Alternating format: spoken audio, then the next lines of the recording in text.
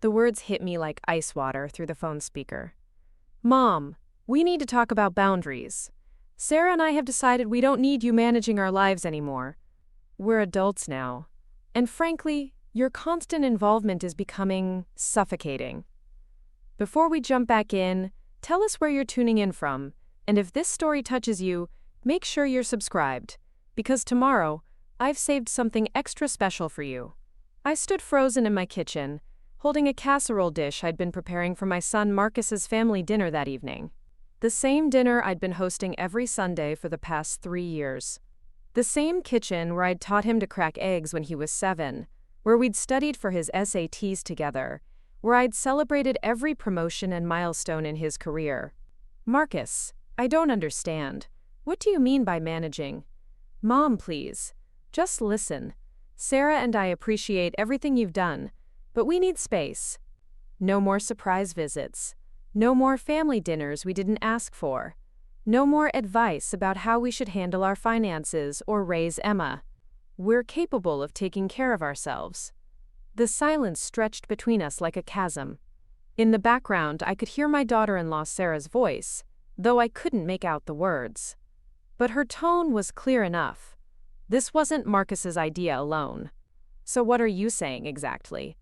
I'm saying we're taking a break from the weekly family obligations. We'll call you when we want to see you. And Mom? We really don't need you swooping in every time we have a problem. We've got it handled. The line went dead. I set the casserole dish on the counter with trembling hands and stared at my reflection in the kitchen window. June Patterson, 62 years old, widow of 8 years, devoted mother of 1 ungrateful son. That's how they saw me now. A meddling old woman who couldn't accept that her child had grown up. What Marcus didn't know, what he had never bothered to ask about, was that the life he was so proudly handling on his own was built on a foundation I had quietly constructed beneath his feet. He worked as a senior marketing director at Davidson & Associates, a mid-sized consulting firm downtown. Good salary, impressive title, company car, health benefits. He was proud of what he'd achieved there, always talking about his innovative campaigns and his close relationship with the partners. He had no idea that for the past 4 years, I had been the firm's largest silent investor. The morning after Marcus's phone call, I woke up to an empty house that felt more hollow than it had since Robert died. I'd grown accustomed to the rhythm of caring for others, of being needed. Sunday mornings meant grocery shopping for 3 households: mine, Marcus's, and sometimes my elderly neighbor Mrs. Chen, who couldn't drive anymore. Tuesdays were for picking up Emma from soccer practice when Marcus and Sarah both worked late. Thursdays I'd drop off meals I'd prepared in advance, always with a note tucked inside about how proud I was of them. But now, apparently, all of that made me suffocating. I made coffee in the same ceramic mug Robert had given me for our 20th anniversary, the one with "World's Best Mom" painted in fading blue letters. The irony wasn't lost on me. I sat at my kitchen table and tried to make sense of what had happened. When had being helpful become intrusive? When had loving my family become managing their lives? The truth was, I had always been a fixer.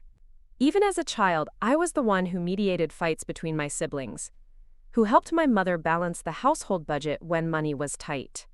In college, I was the dorm mate, who helped everyone else with their coursework, who organized study groups and made sure nobody missed important deadlines. When I married Robert, I naturally fell into the role of the one who handled everything: bills, social calendar, home repairs, family obligations. After Robert's heart attack 8 years ago, that need to fix and organize became even more pronounced. Marcus was 26 then, just starting his career and struggling to pay rent on his first apartment. I'd helped him with his resume, co-signed his lease, even bought him his first suit for job interviews. When he met Sarah 2 years later, I was the one who helped them plan their wedding, who put down the deposit on their venue when they came up short. When Emma was born, I was there for every midnight feeding, every doctor's appointment, every babysitting emergency. I thought I was being a good mother. I thought I was doing what mothers do. But sitting alone in my kitchen that morning, I began to wonder if somewhere along the way I had forgotten where helpfulness ended and control began. Had I really been that overbearing? The dinner invitations Marcus had started accepting with less enthusiasm over the past few months suddenly made sense. The way Sarah's smile had become more forced, more polite. The way they'd both started saying, "We'll think about it," instead of "yes," when I offered help. I pulled out my phone and scrolled through our recent text exchanges. There they were, all the signs I'd missed. My messages were long, detailed, full of suggestions and reminders. Theirs were short, non-committal. "Thanks, Mom." "We're good." "Talk soon." How had I become this person? This woman who had to be formally fired from her own family? The humiliation settled in slowly, like water soaking through fabric. I thought about calling my sister Linda in Phoenix, but I could already imagine her response. She'd never liked Marcus much, had always said he was too dependent on me for his own good. "About time," she'd probably say. "You've been babying that boy since he was born." But Linda didn't understand. She'd never had children. She didn't know what it felt like to have your entire identity wrapped up in being someone's mother, only to have that someone decide they didn't need you anymore. I spent the rest of the morning cleaning house, scrubbing surfaces that were already spotless, organizing closets that didn't need organizing. Anything to keep my hands busy and my mind from spiraling. But by afternoon, the silence had become unbearable. I needed to get out of the house, to be around people who didn't know about my spectacular failure as a mother. I drove to the downtown shopping district, thinking I'd browse the bookstore or maybe treat myself to lunch at that little cafe Robert and I used to frequent. But as I parked my car, I realized I was only 3 blocks from Davidson & Associates. Marcus's office building rose 32 stories into the Seattle sky, its glass facade reflecting the afternoon sun. Without really thinking about it, I found myself walking toward the building. Not to see Marcus. He'd made it clear that surprise visits were no longer welcome, but I needed to see the place where he spent his days, the professional world where he was respected and valued. Maybe if I could understand that part of his life better, I could figure out what I'd done wrong in our personal relationship. The lobby was impressive. All marble and chrome with a massive floral arrangement that probably cost more than most people's monthly grocery budget. I signed in at the security desk and told the guard I was there to see someone on the 15th floor. A white lie, but I needed to get past the turnstiles. As the elevator climbed, I thought about all the times Marcus had told me about his work. The campaigns he'd developed, the clients he'd impressed, the way the partners valued his input. He was good at his job, truly good. I was proud of him for that, at least. The 15th floor was buzzing with activity. Young professionals hurried past carrying tablets and coffee cups, their conversations peppered with business jargon I only half understood. Through glass conference room walls, I could see meetings in progress, presentations being given, deals being made. And then I saw him. Marcus was standing in one of the larger conference rooms, gesturing animatedly at a projection screen, while a group of well-dressed people nodded along. He looked confident, authoritative.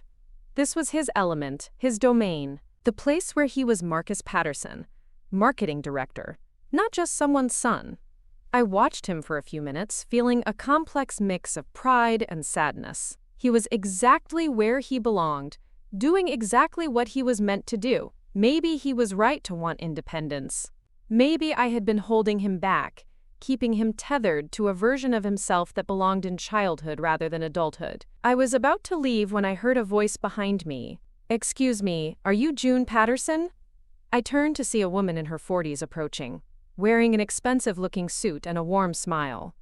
She had short auburn hair and the kind of confident bearing that comes from years in executive leadership. "Yes, I am. Do we know each other?" "I'm Rachel Davidson, one of the partners here. I've been hoping to meet you for quite some time. Would you have a few minutes to chat? There's something I'd like to discuss with you." My confusion must have shown on my face because she quickly added, "It's about your investment portfolio with us. Perhaps we could speak privately in my office?" Investment portfolio. The word sent a small shock through my system. I had indeed invested with Davidson & Associates. Quite substantially, in fact, but it had been through a series of shell companies and trusts that I'd established after Robert's death. The paperwork was complex. deliberately obscured. How had this woman connected me to those investments? And then a more troubling thought occurred to me. If Rachel Davidson knew about my financial involvement with the company, did that mean Marcus knew too? Of course, I heard myself saying. I'd be happy to chat. Rachel's office was on the 31st floor, with floor-to-ceiling windows that offered a spectacular view of Elliott Bay. The space was elegant, but not ostentatious, furnished with pieces that spoke of success without screaming about it. She gestured for me to sit in one of the leather chairs facing her desk, while she poured 2 cups of coffee from an expensive-looking machine in the corner. I have to admit, I was surprised when our accounting department flagged the connection between you and Marcus, she said, settling into her chair. We don't usually see that kind of overlap between our senior staff and our major investors. Marcus doesn't know, I said quickly. About the investments, I mean. I've kept that completely separate from his career here. Rachel raised an eyebrow. May I ask why? It was a fair question, one I'd asked myself many times over the past 4 years. The truth was complicated, rooted in guilt and love, and a desire to protect my son from his own pride. When Marcus first started working here, he was so determined to succeed on his own merit, I began. He'd come home and tell me about the other employees who'd gotten their jobs through family connections or networking, how frustrated he was with the politics of it all. He wanted to be promoted because he was good at what he did, not because of who he knew. I paused, remembering those early conversations. Marcus had been so earnest, so idealistic. He'd wanted to prove himself in a way that reminded me of Robert when we were young. After my husband died, I found myself with more money than I knew what to do with, I continued. Robert had been quite successful in his own right, and his life insurance was substantial. I wanted to invest it wisely, but I also wanted to help Marcus indirectly. When I learned that Davidson and Associates was looking for investors to fund their expansion, it seemed like the perfect opportunity. You invested in the company to help secure Marcus's future here, Rachel said. It wasn't a question. Preparing and narrating this story took us a lot of time, so if you are enjoying it, subscribe to our channel. It means a lot to us. Now back to the story. I suppose I did.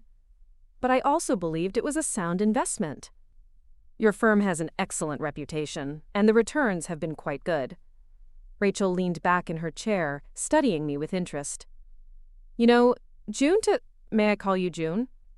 You've been instrumental in several major decisions we've made over the past few years. The new client acquisition strategy, the technology upgrades, the expansion into digital marketing. Your capital made all of that possible.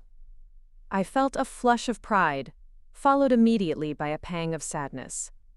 Here was someone who valued my contribution, who saw me as more than just an interfering mother. But the person who mattered most to me, my own son, had just fired me from his life. Marcus is lucky to work for a company with such a strong financial foundation, I said carefully. He's a talented young man, Rachel agreed. Though I have to say I've always been curious about his background. He has an unusual instinct for strategic thinking, particularly when it comes to long-term planning. That's not something you can teach. It's either innate or learned early. I suspect he had an excellent teacher. The compliment warmed me, even as it highlighted the irony of my situation. Marcus had learned strategic thinking from me during all those evenings when I'd helped him with school projects and explained how to break down complex problems into manageable pieces. But now he saw that same analytical approach as meddling when I applied it to his personal life. I should probably get going, I said, standing up. I don't want to take up any more of your time. Actually, before you leave, there's something else I wanted to discuss. Rachel opened a folder on her desk and pulled out a stack of documents. We're planning a major restructuring over the next year, and we'll be looking for additional investors. Given your track record with us, we'd love to have you increase your stake in the company. She slid the documents across the desk. The numbers at the top made my eyes widen. They were talking about a significant expansion of my investment, significant enough to make me one of the company's largest stakeholders. This would give you considerable influence over company policy, Rachel continued, including personnel decisions, departmental budgets, strategic planning. Essentially, you'd have a voice in every major decision we make. Personnel decisions. The words echoed in my mind as I scanned the documents. If I accepted this proposal, I wouldn't just be a silent investor anymore. I'd have real power within the company where my son worked. The same son who just told me to stop managing his life. I'll need some time to think about this, I said. Of course, take all the time you need. But June? Rachel stood as well, extending her hand. I hope you'll seriously consider it. You have excellent instincts, and we could use someone with your perspective on our board. As I rode the elevator down to the lobby, my mind was spinning. In the span of 24 hours, I'd gone from being an unwanted meddler in my son's life to being courted as a major business partner in his company. The irony was almost laughable, but as I walked back to my car, a different feeling began to take hold. Not humor, but something sharper. Something that felt almost like possibility. Marcus wanted me to stop managing his life? Fine. But he'd never said anything about managing his career. That evening, I sat in my study surrounded by the investment documents Rachel had given me. The room still smelled faintly of Robert's cologne, even after all these years. His medical textbooks still lined the shelves, and his reading chair sat in its usual spot by the window. This had been his space for thinking, for making the difficult decisions that came with being a surgeon. Now it was mine. I pulled out a legal pad and began making notes, the way Robert had taught me when we were young. Pros and cons, risks and benefits, short-term costs versus long-term gains. The same analytical approach I'd once used to help Marcus with his homework. The same methodology he now found so suffocating. The benefits of accepting Rachel's proposal were clear. The investment would likely be profitable. Davidson and Associates had a strong track record and excellent growth prospects. More importantly, it would give me influence over decisions that directly affected Marcus's career. Not interfering, I told myself. Protecting. But the risks were equally obvious. If Marcus ever found out about my involvement, he'd see it as the ultimate betrayal. Everything he'd achieved at the company would be tainted in his mind by the knowledge that his mother had been pulling strings behind the scenes. He'd never forgive me. Then again, forgiveness required a relationship worth preserving. And Marcus had made it clear that our relationship, as it currently existed, was over. I thought about the last 8 years, about how I'd rebuilt my life after Robert's death by focusing entirely on being there for Marcus. I'd turned down dates with perfectly nice men because I didn't want to complicate things for him. I'd moved closer to his neighborhood so I could help with Emma whenever needed. I'd structured my entire existence around being available, being useful, being needed. And now I wasn't needed anymore. Maybe it was time to build something new, something that was mine alone, not dependent on anyone else's approval or appreciation, something that would remind me who I was before I became Marcus's mother, before I became Robert's widow, something that would prove I was more than just the sum of my relationships. I picked up my phone and dialed Rachel Davidson's number. It went to voicemail, which was fine. What I had to say was probably better delivered in writing anyway. Rachel, this is June Patterson. Thank you for meeting with me today and for the investment opportunity. I've reviewed the documents, and I'm very interested in moving forward. Please have your legal team prepare the papers. I think it's time I took a more active role in the company. I hung up and leaned back in Robert's chair, feeling something I hadn't experienced in months. Not happiness exactly, but purpose. Direction. The sense that I was moving towards something instead of just reacting to what others did to me. Marcus thought he could fire me from being his mother. But he couldn't fire me from being June Patterson, successful investor and businesswoman. He couldn't fire me from being smart, capable, and strategic. And if my new role at his company happened to put me in a position to ensure his continued success, well, that was just a fortunate coincidence. After all, good mothers always found ways to take care of their children, even when those children thought they didn't need taking care of. Especially then. 3 days later, I was back in Rachel Davidson's office, this time with my attorney present. The investment paperwork was more complex than I'd expected, but then again, I was about to become one of the company's major stakeholders. With great financial power came great responsibility, as Robert used to say. There's one thing I need to clarify, I said as we reviewed the final documents. My son works here, and he doesn't know about my investment. I'd like to keep it that way. Rachel nodded. We can certainly maintain your privacy. Your involvement will be documented as coming through Evergreen Holdings. That's your trust, correct? Yes. And I'd prefer that any board communications or meetings be scheduled during Marcus's off hours. I don't want there to be any chance of an accidental encounter. Understood. Though I have to ask, are you planning to keep this secret indefinitely? It was a question I'd been grappling with since the night I'd made the decision to move forward.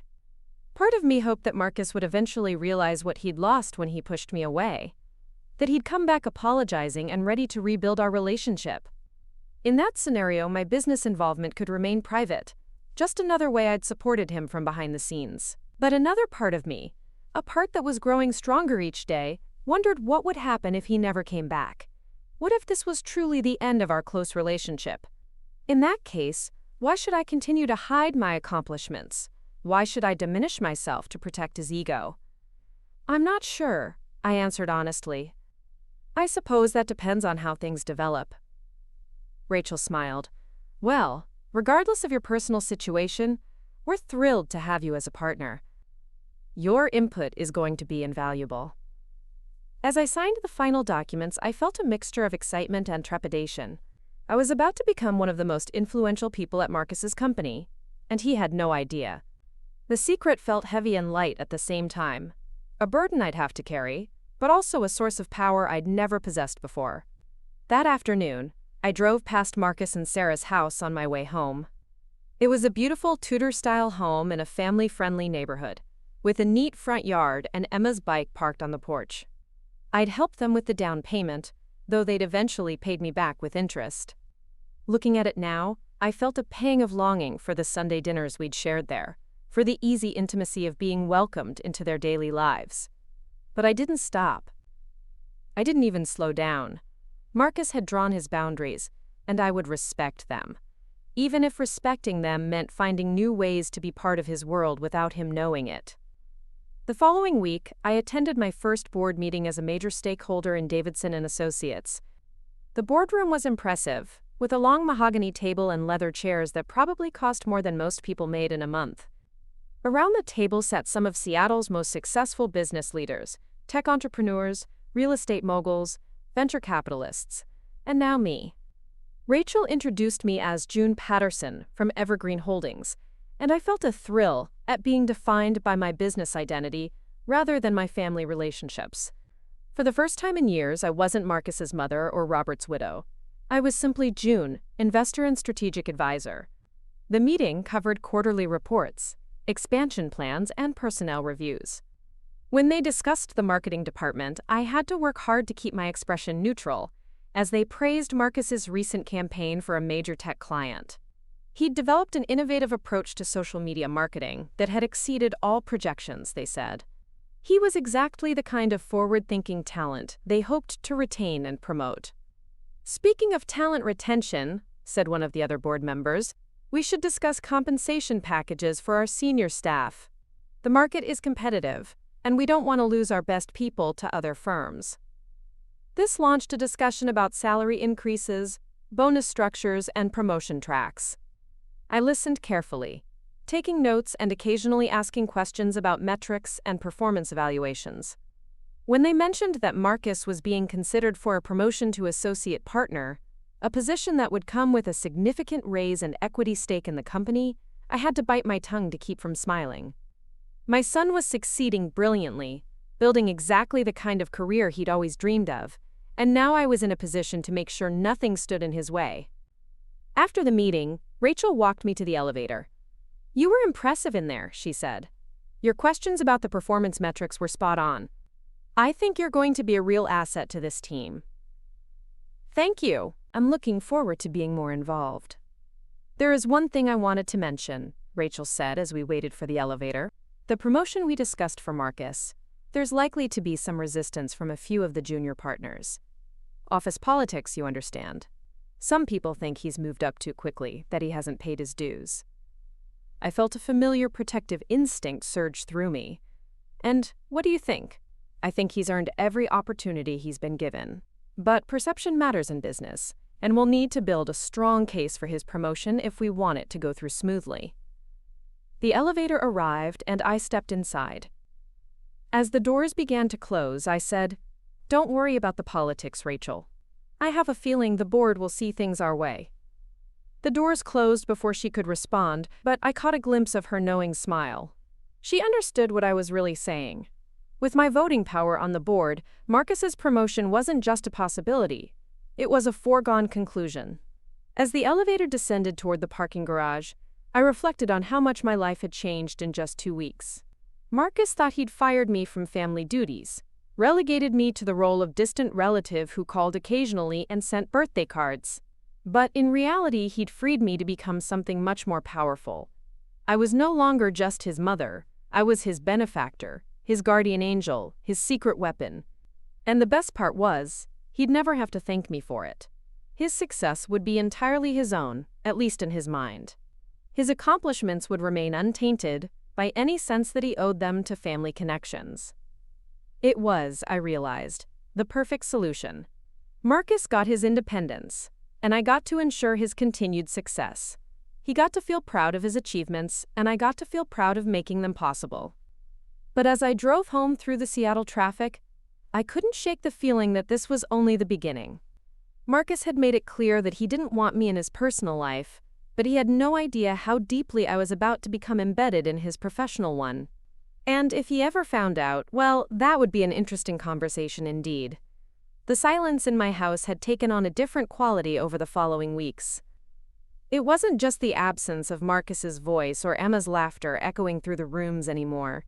It was the sound of a life being systematically dismantled, piece by piece, relationship by relationship.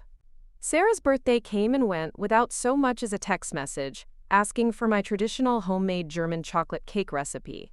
Emma's soccer season ended, and I learned about her team's championship victory through a Facebook post from another parent, not from my own family. The holidays were approaching, and for the first time since Marcus was born, I had no idea what their plans were. I tried to fill the void with activities that had nothing to do with being anyone's mother or grandmother.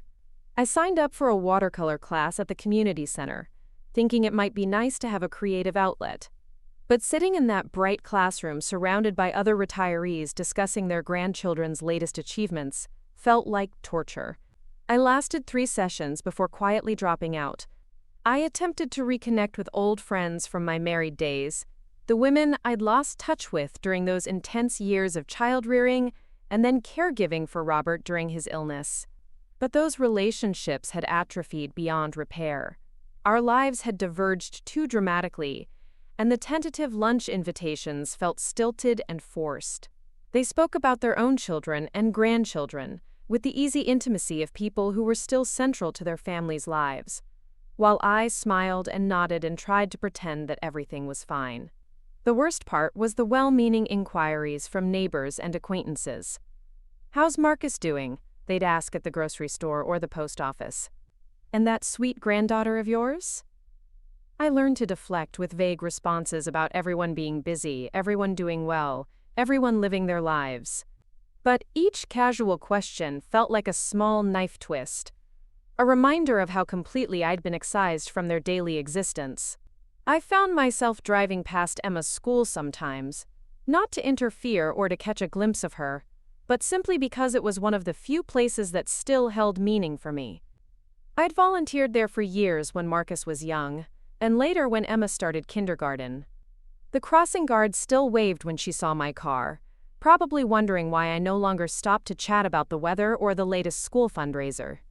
The hardest moment came 3 weeks after Marcus's phone call, when I received an automated reminder about Emma's parent-teacher conference. I'd been listed as an emergency contact since she started school, authorized to pick her up or attend meetings if her parents were unavailable. Seeing that reminder pop up on my phone calendar felt like finding an old love letter from someone who'd forgotten I existed. I stared at the notification for a long time before deleting it. Marcus and Sarah were perfectly capable of handling their daughter's education without my input. They'd made that abundantly clear. But the reminder served as a wake-up call about how thoroughly I'd integrated myself into their lives, and how many small connections would need to be severed now that I was no longer welcome. I spent an entire afternoon going through my phone, deleting recurring reminders about Emma's activities, removing myself from school communication lists, unsubscribing from updates about youth soccer leagues and dance recitals. Each deletion felt like a small death. Meanwhile, my new role at Davidson & Associates was becoming increasingly consuming.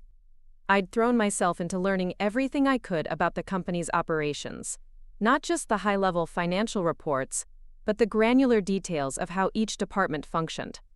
I studied market analysis reports late into the night, familiarized myself with the company's client base, and researched their competitors with the thoroughness of someone preparing for war.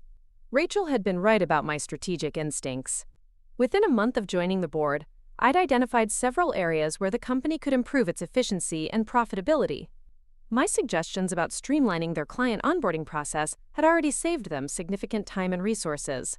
My analysis of their marketing budget allocation had revealed redundancies that, when eliminated, freed up funds for more innovative campaigns. The other board members had begun to look to me for input on decisions that went far beyond my initial investment scope. I was no longer just a silent partner with deep pockets. I was becoming a trusted advisor, someone whose opinion carried real weight in strategic planning sessions. But the success felt hollow, tainted by the knowledge that my professional achievements were running parallel to my personal failures. I was gaining respect in boardrooms while losing it in my own family. I was being valued for my business acumen while being dismissed as irrelevant in the relationships that mattered most to me. The irony wasn't lost on me that Marcus had no idea his mother was becoming one of the most influential people in his professional world. During board meetings, when his name came up in discussions about departmental performance or promotion considerations, I had to work carefully to keep my maternal pride from showing. When his latest campaign exceeded expectations, or when a client specifically requested to work with him again, I felt the same surge of protective satisfaction I'd experienced when he brought home good report cards as a child. But I couldn't share that pride with anyone. I couldn't call him to congratulate him on his successes, or offer encouragement during his challenges. I could only watch from a distance, pulling strings behind the scenes to ensure he continued to thrive, while pretending I had no emotional investment in his career whatsoever. The isolation was becoming unbearable. I'd built my entire adult identity around caring for others, and now I had no one to care for except myself. But self-care felt foreign and selfish, after decades of putting everyone else's needs first. I didn't know how to live for myself alone. I tried therapy for a few sessions, thinking a professional might help me navigate this transition. Dr. Martinez was kind and insightful, and she helped me recognize patterns I'd been blind to for years. But when she suggested that maybe Marcus's request for space was actually healthy, that maybe I had been too enmeshed in his adult life, I bristled. "You don't understand," I told her during our fourth session. "I'm not some controlling helicopter parent. I was helping them. They needed me." "Help can sometimes become enabling," she said gently. "And sometimes the people we love need to struggle a little in order to grow." I left that session feeling angry and misunderstood. Dr. Martinez didn't know about the financial support I'd provided over the years, the practical help that had made their comfortable lifestyle possible. She didn't understand that without my involvement, Marcus and Sarah would face challenges they weren't equipped to handle. But late that night, lying in my empty house listening to the wind rattle the windows, I wondered if she might be partially right. Had I been helping, or had I been afraid to let go? Had my assistance been about their needs, or about my need to feel necessary? The questions were too uncomfortable to pursue, so I pushed them away and focused instead on the one area of my life where I felt unambiguously competent: my growing influence at Davidson and Associates. During my second month on the board, a crisis emerged that would test both my business instincts and my ability to protect Marcus from behind the scenes. One of the company's largest clients, a tech startup that represented nearly 20% of their annual revenue, was threatening to terminate their contract due to what they perceived as inadequate campaign results. The client, headed by a notoriously difficult CEO named Bradley Chen, had hired Davidson and Associates to rebrand their company and launch a major advertising campaign. The work had been assigned to Marcus's team, and they'd developed what I thought was a brilliant strategy that highlighted the startup's innovative approach to renewable energy storage. But Chen wasn't satisfied with the initial results. The campaign had been running for only 6 weeks, hardly enough time to measure long-term impact. But he was demanding immediate, dramatic improvements in brand recognition and customer acquisition. He'd scheduled a meeting with the senior partners to discuss either a complete overhaul of the campaign or termination of the contract. During an emergency board meeting called to address the situation, I listened as the other members debated their options. Some wanted to fire Marcus's team and assign the account to more senior staff. Others suggested offering Chen a significant discount to keep him satisfied. A few thought the company should cut their losses and let the difficult client walk away. "The problem," said one of the junior partners, "is that Patterson's team doesn't have the experience to handle a client like Chen. They're good at the creative side, but they don't know how to manage personalities like this. Maybe it's time to move them back to smaller accounts." The criticism of Marcus hit me like a physical blow, even though I knew it was partially strategic posturing. Office politics were apparently alive and well at Davidson & Associates, and some people saw this crisis as an opportunity to undermine my son's rising star. "What exactly are you suggesting?" I asked, keeping my voice carefully neutral. "I'm suggesting that we need someone with more gravitas to handle this relationship. Chen responds to authority, and frankly, Patterson's too young to command that kind of respect." I'd heard enough. Marcus wasn't too young or inexperienced. He was talented and creative, and his campaign strategy was sound. The problem wasn't his work.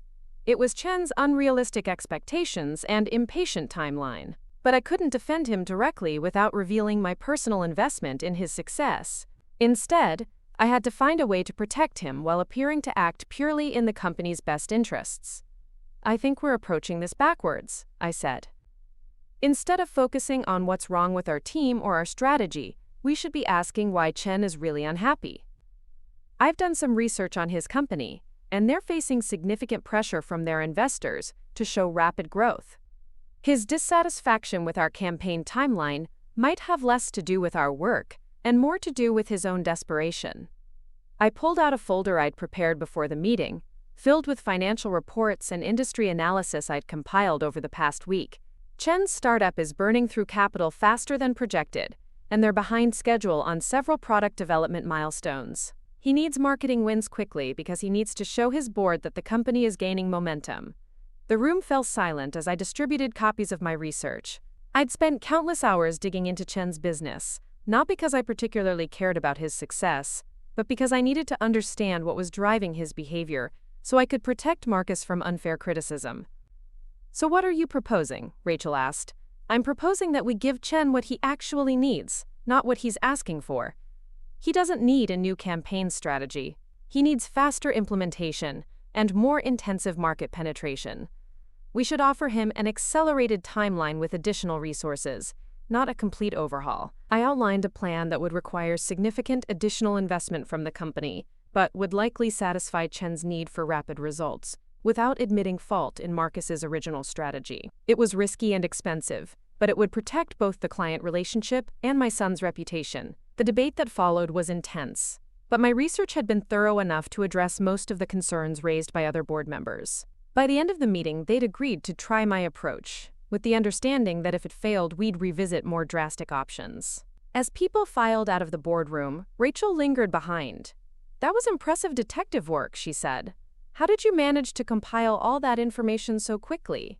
"I have trouble sleeping sometimes," I said, which was true enough. "It gives me time to research things that interest me." She smiled knowingly. "Well, your insomnia is proving quite valuable to this company." The accelerated campaign launch was scheduled for the following week, which meant Marcus and his team would be working around the clock to implement the expanded strategy I'd proposed. I found myself driving past the Davidson & Associates building late at night, seeing the lights still on in the marketing department, and knowing my son was up there somewhere, probably surviving on coffee and determination. I wanted desperately to call him, to offer encouragement, or just to ask if he needed anything. But our last conversation had made it clear that my concern was unwelcome. So instead, I went home and sent an anonymous delivery of high-end coffee and gourmet sandwiches to the marketing department, with a note saying it was from a grateful client. It was a small gesture, one that Marcus would never connect to me, but it made me feel slightly less helpless about the situation. The campaign launch exceeded everyone's expectations, including Chen's. Within 2 weeks, his company was seeing the kind of brand recognition and customer engagement he'd been demanding. The metrics were impressive enough that he not only renewed his contract, but referred 2 other startups to Davidson & Associates. Marcus became something of a hero within the company, praised for his resilience under pressure and his ability to deliver results despite an impossible timeline.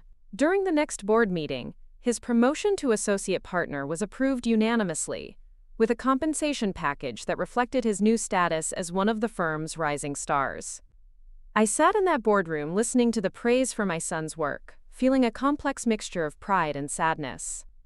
He'd earned every bit of recognition he was receiving, but I had played a crucial role in creating the conditions for his success. He would never know that his mother had been the one to research Chen's vulnerabilities, to propose the strategy that saved his campaign, to ensure that he had the resources needed to exceed expectations. And maybe that was for the best. Marcus's pride in his accomplishments was genuine, because he'd done the hard work of implementation. My contribution had been invisible, exactly the way he would have wanted it if he'd known about it. But the secrecy was taking its toll on me. I was succeeding professionally while failing personally, gaining power while losing connection, protecting my son while being unable to share in his victories. After the meeting, I drove to a coffee shop near Emma's school, not because I expected to see her, but because I needed to be somewhere that reminded me of happier times. I ordered a latte and sat by the window, watching parents pick up their children from afternoon programs. The easy intimacy between those families felt like something from another lifetime, a world I'd been exiled from through my own miscalculations. My phone buzzed with a text message, and for a moment my heart leaped, thinking it might be from Marcus. But it was just a notification from my bank about a large dividend payment from my Davidson & Associates investment. Another reminder that my financial involvement in my son's life was thriving, even as our personal relationship withered. I deleted the message without reading the details and sat in that coffee shop for another hour, watching other people's children and trying to remember what it felt like to be someone's indispensable mother rather than their discarded one. The autumn progressed with a rhythm that felt both familiar and foreign. I threw myself deeper into my work with Davidson & Associates, attending every board meeting and volunteering for additional committees that would give me more insight into the company's operations. I became known for my thorough preparation and strategic thinking, earning respect from people who had no idea that my primary motivation was protecting one specific employee. But the professional success couldn't fill the emotional void left by Marcus's absence. The approaching holidays made the isolation even more acute. For the first time in 32 years, I had no idea how I'd be spending Thanksgiving or Christmas. The traditions I'd maintained for decades, the recipes I'd perfected, the decorations I'd collected, the rituals that had defined our family celebrations, all felt meaningless without people to share them with.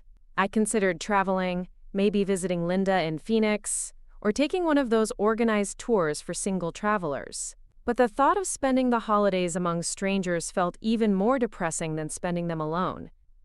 At least in my own house, I could pretend that this was temporary, that eventually things would return to normal. But deep down, I was beginning to suspect that this was my new normal.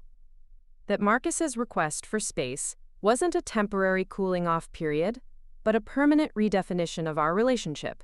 That I'd lost not just my role as his advisor and helper, but my place in his family altogether. The realization hit me fully during a particularly difficult November evening. I'd been wrapping Christmas presents I'd bought for Emma, unable to stop myself from shopping for her even though I had no idea when or how I'd be able to give them to her. As I sat surrounded by colorful paper and ribbons, preparing gifts for a child I might not see until she was much older, the futility of my situation became overwhelming. I'd spent months trying to convince myself that I could maintain some connection to Marcus's life through my business involvement, that being his invisible benefactor was enough. But sitting in my quiet house, wrapping presents for a granddaughter who'd been taught to see me as intrusive rather than loving, I finally admitted the truth to myself. I wasn't living anymore. I was just existing, creating elaborate justifications for maintaining proximity to people who'd made it clear they didn't want me around. My secret role at Davidson & Associates wasn't preserving my relationship with Marcus. It was preventing me from accepting that the relationship was over. But even as I acknowledged this painful reality, I couldn't bring myself to walk away from the company. Marcus was thriving there, building the career he'd always dreamed of, and I'd played a crucial role in making that possible. Stepping back now would feel like abandoning him, even if he'd never know the difference. So I continued my double life, successful businesswoman by day and discarded mother by night, wielding power in corporate boardrooms while feeling powerless in my own family. It was unsustainable, and I knew it. something would have to change. I just had no idea how catastrophic that change would be, or how it would force me to choose between the secrecy that protected Marcus's pride and the truth that might finally set us both free. The morning everything changed started like any other Wednesday in December.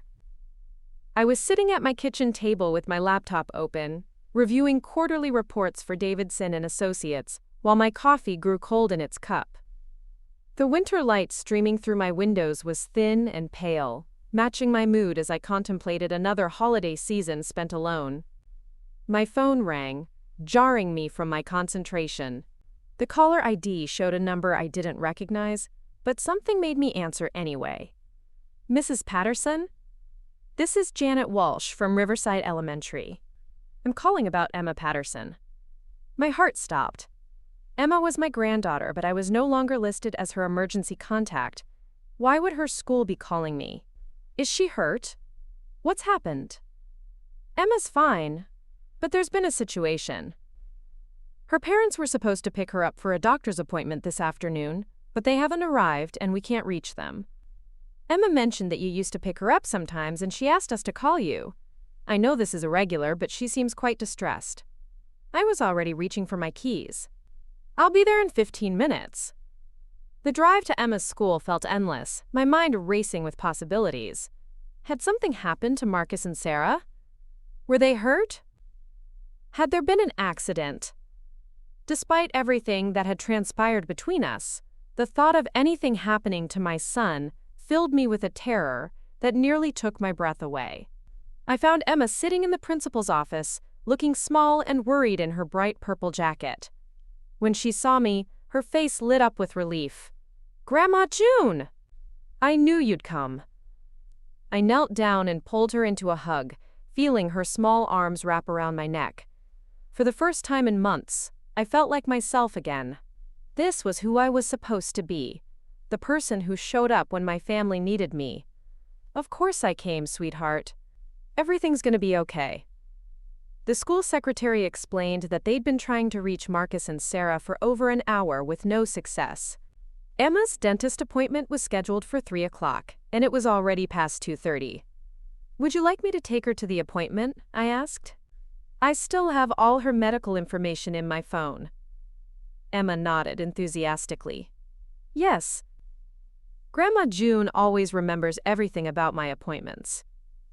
The simple statement hit me harder than I expected. Emma still saw me as someone reliable, someone who cared about the details of her life.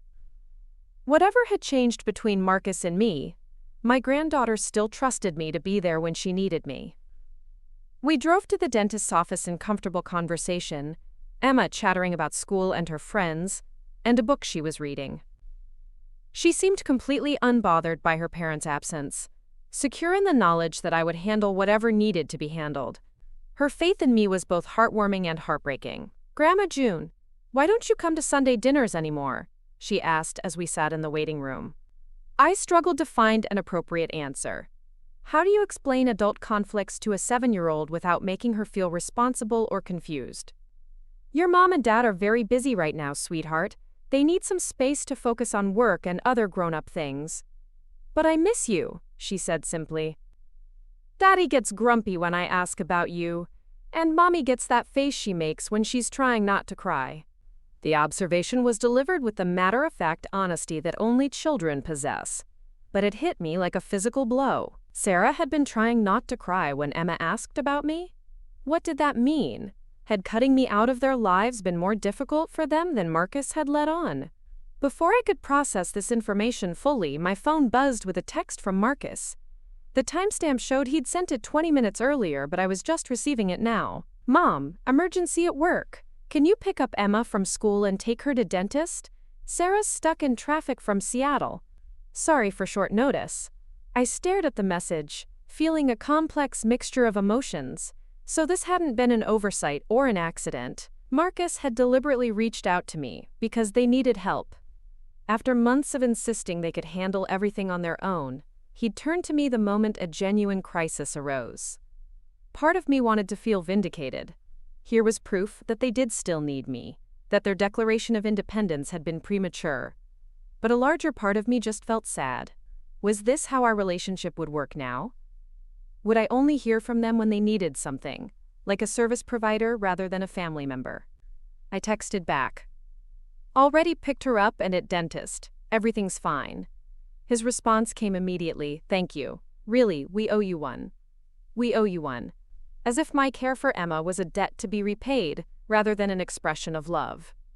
After Emma's appointment, I faced a dilemma. Was I supposed to take her home and disappear again? Wait for Marcus or Sarah to pick her up? The uncertainty of my role in this situation highlighted how much had changed since our estrangement began. Can we go to your house? Emma asked as we got back in the car. I want to see if you still have my art supplies in the craft room. The craft room had been Robert's study before Emma was born.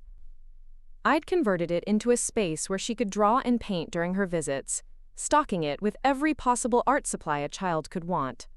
It had been one of her favorite places in my house, and apparently still held appeal for her. I'd love that, but we should probably check with your parents first. Emma's face fell slightly. They won't care, they're both still working anyway. I called Marcus, and he answered on the first ring. Mom, thank you so much for handling the dentist appointment. Sarah's car broke down on I-5, and I'm dealing with a client crisis that I can't leave. Is Emma okay? She's fine, we're just leaving the dentist now. Where would you like me to take her? There was a pause. Actually, would it be too much trouble for you to keep her for a few hours? Sarah won't be home until late, and I might be here until 8 or 9. I know it's a lot to ask. His tone was different from our last conversation. Less formal, more desperate. This was Marcus the father, not Marcus the independent adult who didn't need my help. Of course. She wants to come to my house anyway. You're a lifesaver, Mom. I'll text you when one of us can pick her up. The relief in his voice was unmistakable. Whatever boundary issues he thought we had, they seemed less important when he was facing the practical challenges of working parenthood. Emma was delighted by the turn of events. She spent the afternoon in the craft room, painting watercolor pictures while telling me about her school friends and her favorite teacher. I made her the snack she loved, apple slices with peanut butter and a sprinkle of cinnamon, and listened to her chatter with the full attention I'd been unable to give anyone in months. Being with her reminded me of who I'd been before everything went wrong. I wasn't an interfering busybody or a suffocating mother. I was someone who knew how to make a child feel heard and valued and safe. Someone who remembered that Emma liked her sandwiches cut diagonally and her juice boxes served with a silly straw. Someone who had always been part of the infrastructure that made her little life work smoothly. As evening approached, Emma and I made dinner together, her favorite mac and cheese with frozen peas stirred in. She set the table with the special placemats she'd made me for my birthday 2 years ago, the ones decorated with handprint flowers that I'd never had the heart to put away, despite their worn edges. This feels like old times, she said as we sat down to eat. I missed our cooking dates, Grandma June. I missed them too, sweetheart. Are you sad that Daddy said you couldn't come over anymore? The question was asked with such innocent directness that I nearly choked on my food. Out of the mouths of babes. I'm sad that I don't get to see you as much, I said carefully. But sometimes grown-ups need to work through their feelings about things. Are you and Daddy having feelings about things? I smiled despite myself. Something like that. Well, I think you should stop having feelings and start having Sunday dinners again. The food is way better when you make it. Marcus arrived at 7:30, looking harried and exhausted. He stood in my doorway for a moment, taking in the scene. Emma showing me a puzzle she'd been working on, both of us comfortable and happy in a way that had become foreign to our fractured family dynamic. I can't thank you enough, he said. Today would have been a disaster without you. You don't need to thank me for taking care of Emma. She's my granddaughter. He looked uncomfortable, probably remembering his previous insistence that they didn't need my help. I know. It's just... things have been complicated. Emma looked up from her puzzle. Daddy, can Grandma June come to our house for dinner tomorrow? I want to show her my new room decorations. Marcus glanced at me, then back at Emma. We'll see, sweetheart. Grandma June is probably busy. I'm not busy, I said quietly, but your father and I need to talk about some things first. Emma seemed to sense the undercurrent of adult tension. She carefully packed up her puzzle pieces and gathered her art supplies, moving with the practiced efficiency of a child who'd learned to read grown-up moods. After she'd loaded her backpack, she hugged me goodbye with the fierce intensity that only children can manage. "I love you, Grandma June. I hope you and Daddy stop having feelings soon." Marcus carried her things to the car while Emma and I lingered at the front door. "Today was really fun," she whispered to me. "Thank you for taking care of me." "Thank you for letting me," I whispered back. After they left, I sat in my kitchen surrounded by the remnants of our afternoon together. Emma's art supplies still scattered on the table, her juice box in the recycling bin, the faint scent of crayons and childhood lingering in the air. For a few hours, I'd remembered what it felt like to be essential to someone's happiness. The contrast with my recent isolation was almost unbearable, but something else had shifted during Emma's visit. I'd seen a crack in Marcus's armor, a moment when his need for my help had outweighed his desire for independence. And more importantly, I'd been reminded of my own worth outside of any professional achievements or financial investments. Emma didn't care about my business success or my strategic thinking. She cared that I showed up when she needed me, that I remembered her preferences, that I made her feel safe and loved. Maybe that was enough. Maybe that was everything. Later that evening, as I was putting away Emma's art supplies, I found a drawing she'd made during her visit. It was a crayon picture of 3 stick figures standing in front of a house. One tall figure with brown hair labeled Daddy, one shorter figure with yellow hair labeled Mommy, and one medium-sized figure with gray hair labeled Grandma June. Above the house, she'd written in careful block letters, "My family." I stared at that drawing for a long time, feeling something fundamental shift inside me. Emma still considered me part of her family, even if her parents were struggling with boundaries and complicated feelings. From her perspective, the solution was simple. Stop having feelings and start having dinner together again. The wisdom of a 7-year-old suddenly seemed more valuable than all the strategic planning and corporate maneuvering I'd been doing for months. The next morning, I called Rachel Davidson and asked to schedule a private meeting. We met at her office that afternoon, and I could tell she was curious about my serious demeanor. "I wanted to discuss something that might affect my involvement with the company," I began. "It's become clear that my personal relationship with one of your employees could create conflicts of interest that I can no longer ignore." Rachel leaned back in her chair. "You're talking about Marcus. You knew?" "I suspected. The way you respond during discussions about the marketing department, the questions you ask about personnel policies, the research you did on Bradley Chen's company, that went far beyond what a typical board member would bother with. Either you have an unusually intense interest in our internal operations, or you have a personal stake in someone's success here." I felt heat rise in my cheeks. Had I been that transparent? "I want to be clear that my investment decisions have been based on sound business principles," I said. "But you're right that I have additional motivations." "Marcus is your son." It wasn't a question. Rachel had clearly figured it out some time ago. "Yes, and he doesn't know about my involvement here. He specifically requested that I stop helping with his personal life. I thought I could maintain my business relationship with the company while respecting his boundaries, but I'm beginning to realize that's not sustainable." Rachel was quiet for a moment. "What are you thinking of doing?" "I'm not sure yet, but I wanted you to know that my position here might be compromised.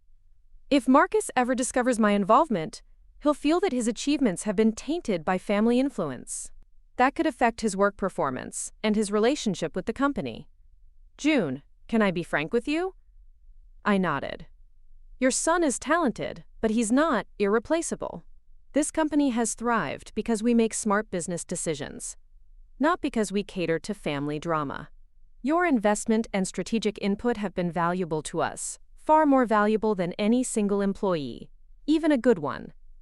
The bluntness was startling, but also clarifying. Rachel was right. I'd been so focused on protecting Marcus that I'd forgotten to protect myself. My business success existed independently of his career. I'd earned my place at Davidson & Associates through my own competence, not through my relationship to him. What would you advise me to do? I'd advise you to stop letting your personal life dictate your professional decisions. You're a smart businesswoman who's been an asset to this company. Don't undermine that, because your son is having issues with boundaries. We talked for another hour about the practical implications of my situation. Rachel suggested that if I was concerned about conflicts of interest, we could establish protocols to ensure I wasn't involved in decisions that directly affected Marcus's career. But she was clear that she didn't want to lose my involvement with the company. You've brought a perspective to our strategic planning that we didn't know we were missing, she said. Whatever personal issues you're working through, don't let them rob us of that contribution. As I drove home from that meeting, I felt something I hadn't experienced in months: clarity about my own worth independent of my family relationships. I was good at what I did. My business instincts were sharp, my strategic thinking was valuable, and my success wasn't dependent on anyone else's approval. But I also knew that my involvement with Davidson & Associates would eventually come to light. Secrets of this magnitude rarely stayed hidden forever, especially in a business environment where transparency was increasingly valued. When Marcus inevitably discovered the truth, I wanted to be the one to tell him, on my own terms. That evening, I sat down at my kitchen table with a legal pad and began writing a letter. Not an email or a text message, but an old-fashioned handwritten letter that would allow me to choose my words carefully and express everything I needed him to understand. Dear Marcus, I began, then stopped. How do you explain to your child that you've been secretly orchestrating parts of their professional life while respecting their request for personal distance? How do you convey love and support through actions they never knew about and might not appreciate? I started over several times, crafting different approaches. An apology for overstepping boundaries. An explanation of my business involvement. A defense of my motivations.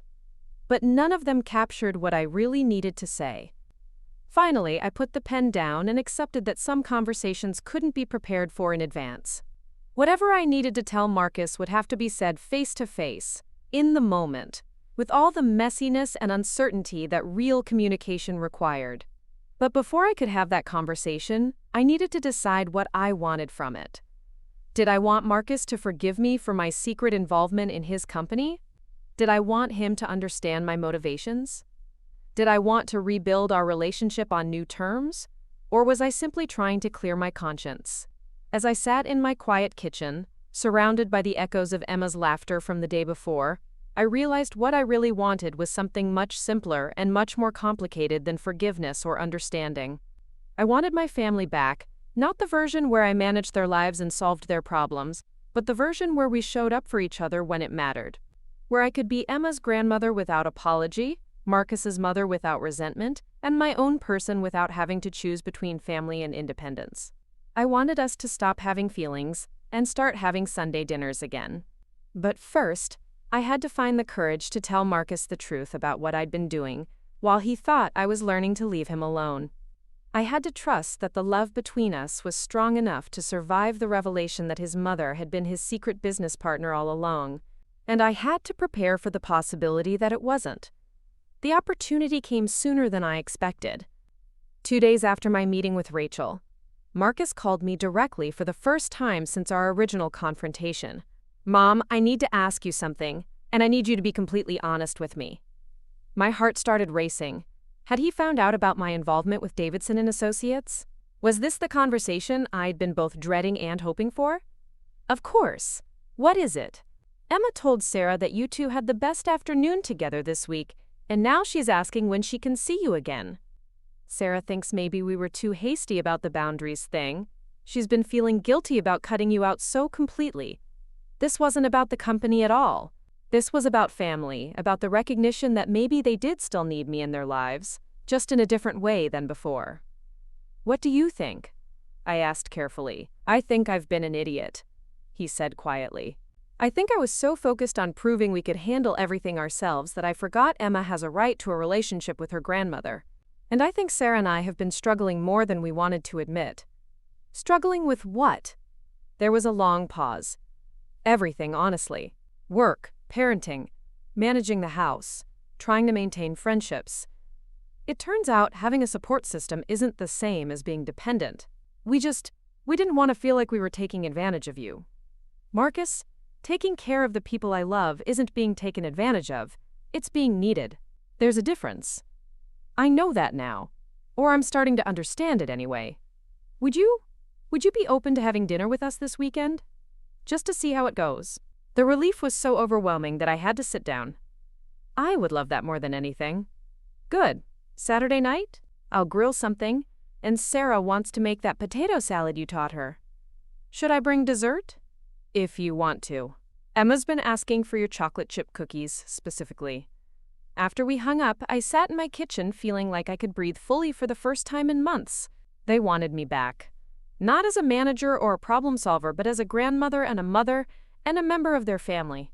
But even as I felt joy about the reconciliation, I knew that the secret of my business involvement still hung between us like a sword. Eventually, Marcus would learn the truth about my role at Davidson & Associates.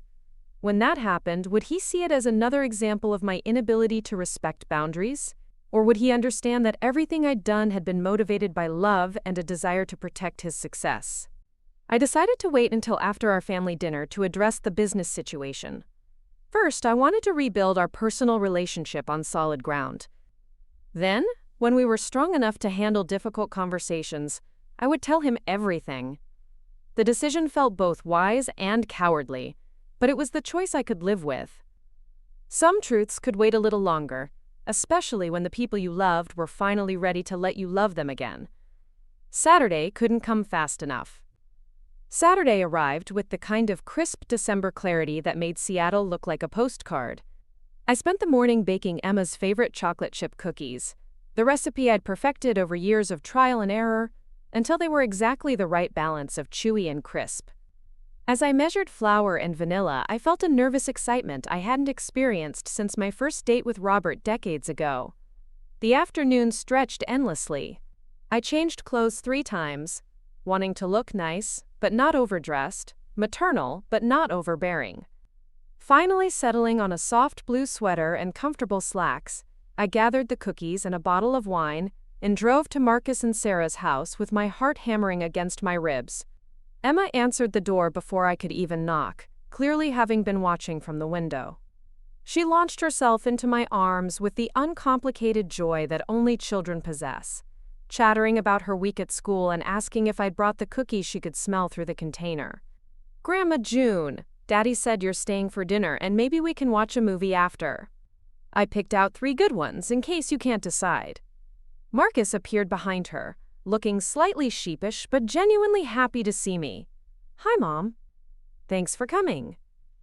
Sarah emerged from the kitchen wearing an apron decorated with tiny pineapples, her hair pulled back in a messy bun. She looked tired but warm, and when she hugged me, it felt real rather than obligatory. "June, I'm so glad you're here. I've missed having another adult to talk to who understands why I'm excited about Emma learning to tie her shoes." The evening unfolded with the easy rhythm of family dinners past, but with subtle differences that acknowledged how we'd all changed. Marcus grilled salmon with a confidence he'd developed since our estrangement, seasoning it with herbs from a garden Sarah had apparently started in their backyard.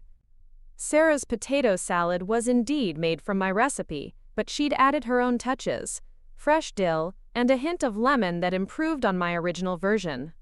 Emma regaled us with detailed accounts of her second-grade social dynamics, complete with dramatic reenactments of playground conflicts and their resolutions. Marcus and Sarah exchanged amused glances over her head, the kind of wordless communication that develops between parents who've learned to navigate childhood together. I found myself studying them with new eyes, seeing not the children who needed my guidance but the adults they'd become during our months apart. Marcus had grown more confident in his role as Emma's father, less likely to second-guess his parenting decisions. Sarah had developed an easy authority with household management that she'd previously deferred to me about. They had, in fact, learned to handle things on their own. The realization was both painful and liberating. "Mom, I want to apologize for how I handled things before," Marcus said as we cleaned up after dinner. Emma had commandeered Sarah for an elaborate game involving stuffed animals and a cardboard castle, leaving us alone in the kitchen. I think I was so focused on proving we could be independent that I forgot about the difference between being capable and being isolated. "You don't need to apologize for wanting autonomy," I said, loading plates into the dishwasher. "That's healthy and normal." Maybe, but I think I threw the baby out with the bathwater, as you used to say. Emma needs her grandmother, and Sarah and I, well, we've missed you too. The admission hung between us, vulnerable and honest. I wanted to respond with equal honesty, to tell him about the lonely months and the business involvement, and the way I'd been trying to take care of him from a distance. But the moment felt too fragile for such revelations. I've missed you all more than I can express, I said instead. But I also learned some things about myself during our time apart. Like what? Like the fact that I need to have my own life outside of taking care of everyone else. I think maybe I was afraid that if I wasn't constantly helpful, you wouldn't need me anymore. But need and love aren't the same thing, are they? Marcus stopped loading silverware and looked at me directly. No, they're not. I love you because you're my mother, not because of what you do for me. I'm still learning to believe that. He smiled. Well, you'll have plenty of time to practice. Sarah and I were talking, and we'd like to reinstate Sunday dinners if you're interested. Not every week necessarily, and maybe with less structure than before, but regularly. I would love that. Good. And Mom, if we need help with something, we'll ask for it. And if you want to offer help, you can offer it. We'll both try to be better about communicating instead of just assuming things. It was a mature conversation, the kind I'd been hoping we could have for months. But even as I felt grateful for this new understanding, I was acutely aware of the secret I was still keeping. My involvement with Davidson and Associates felt like a bomb waiting to explode in the middle of our careful reconciliation. Over the following weeks, our family relationship settled into a new rhythm that felt both familiar and refreshingly different. Sunday dinners resumed, but with a more collaborative approach to planning and preparation. Sometimes I cooked, sometimes they did, sometimes we ordered takeout and focused on being together rather than performing domesticity. Emma was thriving with the renewed access to her grandmother. We established a regular Tuesday afternoon routine, where I picked her up from school and we spent a few hours together before her parents got home from work. Sometimes we baked, sometimes we did art projects, sometimes we just talked about whatever was occupying her 7-year-old mind.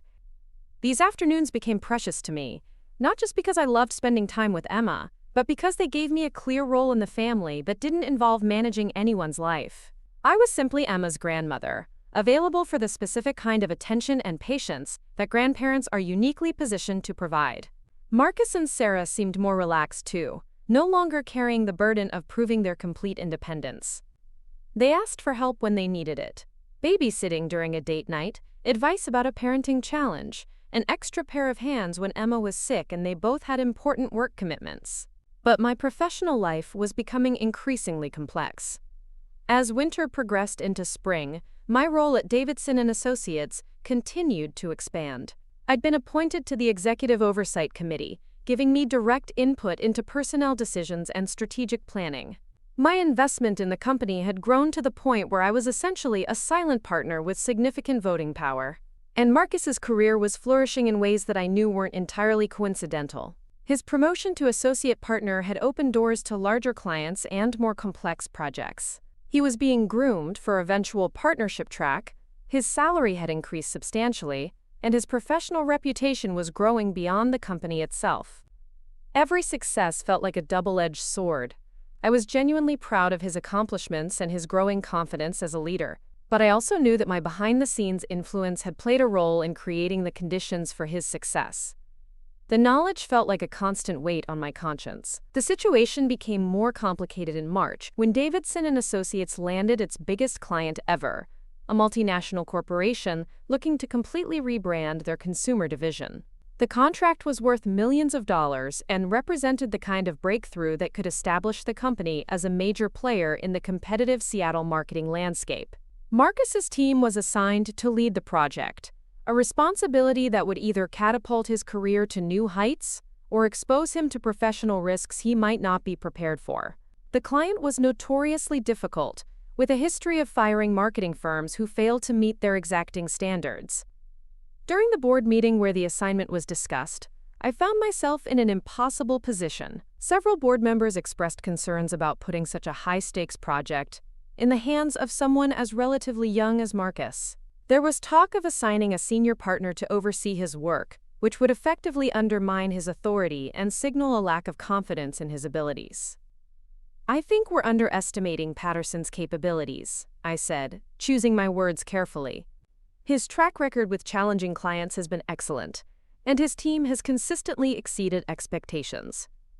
But this client has a history of impossibly high standards, countered one of the other board members.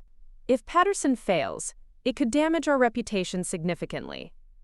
And if he succeeds, it establishes him as one of our most valuable assets, I replied. Sometimes you have to take calculated risks to achieve substantial growth. The debate continued for over an hour, with board members weighing the potential benefits against the possible risks. In the end, they decided to give Marcus full authority over the project, but with enhanced support resources and more frequent progress reviews. I left that meeting feeling both relieved and troubled. I had successfully advocated for my son's professional advancement, but I'd done it under false pretenses. The other board members thought they were getting objective strategic advice from a fellow investor. They had no idea they were hearing from a mother protecting her child's career. The ethical implications kept me awake that night. Was I helping Marcus, or was I undermining the integrity of his achievements? Would his success feel meaningful to him if he knew it had been influenced by family connections? And what would happen to our rebuilt relationship if he ever discovered the truth? Meanwhile, Marcus was thriving under the pressure of the new assignment. He threw himself into the project with an intensity and creativity that reminded me of Robert during his residency years. He worked long hours, collaborated with team members across different departments, and developed innovative strategies that impressed even the notoriously difficult client. During our Tuesday afternoon visits, Emma would often mention how excited her father was about his, quote, big important project. She drew pictures of him in business suits carrying briefcases, proud of his work in the way children are when they sense their parents' accomplishments matter to the wider world. Daddy says if his project goes really well, maybe we can go to Disneyland this summer, she told me one afternoon as we painted watercolors together. He's working super hard to make the client happy. I'm sure he is, sweetheart. Your daddy is very good at his job. Are you proud of him, Grandma June? The question was asked with the innocent directness that children specialize in, but it hit me with unexpected force. Of course I was proud of Marcus. I'd always been proud of him. But my pride was complicated now by the knowledge that I'd been secretly facilitating his success. I'm very proud of your daddy, I said. He's smart and creative and works very hard for his family. I think you should tell him that. Sometimes grown-ups forget to say nice things to each other. Quote, out of the mouths of babes. Emma was right. I should tell Marcus how proud I was of him. But how could I do that without revealing the extent of my knowledge about his professional achievements? How could I praise his success when I'd been instrumental in creating the conditions that made it possible? The project progressed smoothly through the spring, with Marcus's team meeting every milestone and exceeding the client's expectations at each phase. His confidence grew with each successful presentation, and his reputation within the company solidified as someone who could handle high-pressure situations with grace and innovation. But as the project neared completion, I began to receive troubling information through my board connections. The client, despite being pleased with the work, was preparing to make additional demands that went far beyond the original contract scope. They wanted Marcus's team to develop an entirely new component of the campaign, essentially doubling the workload without additional compensation. It was a classic bait-and-switch tactic, designed to test the agency's willingness to go above and beyond in hopes of securing future contracts.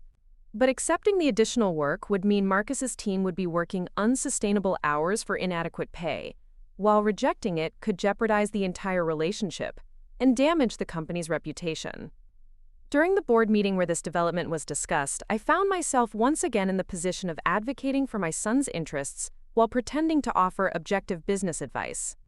I think we need to be very careful about setting precedents with this client, I said. If we accept significant scope creep without additional compensation, we're essentially devaluing our own work and inviting similar demands in the future. But this client could lead to other multinational accounts, argued another board member. Sometimes you have to take short-term losses for long-term gains. Or sometimes you have to establish boundaries that demonstrate your value and professionalism, I countered. I suggest we offer to do the additional work for a reasonable fee that reflects the expanded scope. If they decline, we complete the original contract with excellence and move forward with other opportunities. The debate was intense, with valid arguments on both sides. But I knew that accepting the additional work, without compensation, would be devastating for Marcus and his team. They'd already been working 60-hour weeks for months, and their personal lives were suffering from the demanding schedule. In the end, the board decided to follow my suggestion. They would offer to complete the additional work for fair compensation, with the understanding that the original contract would be fulfilled regardless of the client's decision about the expansion. The client, predictably, was not pleased with this response. They'd expected the agency to capitulate to their demands, and our refusal to work for free caught them off guard. There were tense negotiations, threats to terminate the contract, and pressure tactics designed to make the company reconsider. But Marcus handled the situation with remarkable professionalism and strategic thinking. He presented clear documentation of the work completed, demonstrated the value delivered, and explained the rationale for additional compensation with calm authority. His performance during these difficult conversations impressed not only the client, but also the senior partners, who observed his negotiation skills. In the end, the client agreed to pay for the additional work, albeit grudgingly. The project was completed successfully, exceeding all original expectations and establishing Davidson and Associates as an agency capable of handling complex multinational accounts. Marcus's reputation within the company was now unassailable. He'd proven himself under pressure, demonstrated leadership skills that went beyond creative marketing, and shown the kind of professional maturity that marked him as partnership material. But I knew that none of this would have been possible if the board had decided to micromanage the project or accept the client's unreasonable demands. My influence had been subtle but decisive in creating the conditions for Marcus's success. The weight of this secret was becoming unbearable. Every family dinner, every conversation about his work, every proud moment felt tainted by my deception. I was living a double life that was increasingly difficult to maintain, and I knew that eventually something would have to give. The reckoning came sooner than I expected, and from a direction I hadn't anticipated. During a routine Tuesday afternoon with Emma, she was working on a school project about careers, and had decided to research marketing because that's what Daddy does. She was full of questions about different types of businesses and how they work together. "Grandma June, do you know about Daddy's company, the one with the long name? Davidson and Associates? Yes, I know a little about it." Emma was cutting pictures out of magazines for her poster, her tongue poking out in concentration. "Mrs. Peterson says that companies have bosses called boards, and the boards decide important things. Do you think Daddy will ever be on a board?" The innocent question hit me like lightning. Here was my granddaughter, unknowingly describing the exact position I held in her father's company. The irony was almost unbearable. "Maybe someday," I said carefully. "Your daddy is very good at his job." "I hope so. I think he would be good at deciding important things." As I helped Emma with her project, cutting out pictures and helping her write captions in her careful second-grade handwriting, I realized that my secret was becoming impossible to maintain. Emma's natural curiosity about her father's work would only grow as she got older. Marcus's success would likely lead to more visibility within the business community, and my own involvement with the company was expanding in ways that made discovery increasingly likely. I needed to tell Marcus the truth, and I needed to do it soon. But first, I had to decide what outcome I was hoping for. Did I want him to understand and forgive my deception? Did I want him to appreciate the ways I'd supported his career? Or was I simply trying to clear my conscience before the secret inevitably came to light? As Emma carefully glued pictures onto her poster, chattering about all the different jobs that seemed exciting to a 7-year-old, I made a decision.